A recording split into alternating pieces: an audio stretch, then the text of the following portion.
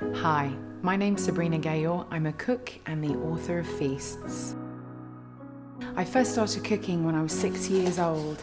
I'm not really your traditional kind of cook that was taught by a mother or a grandmother. I'm self-taught all the way. And in fact, actually, I think that makes it much easier for people to connect with my recipes because they're not prescriptive, they're really simple and introduce lots of bold new flavors that are readily available in our supermarkets and lots of interesting combinations without much fuss.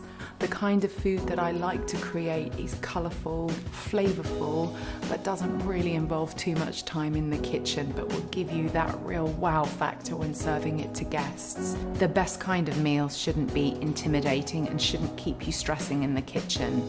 And this course is going to show you just that.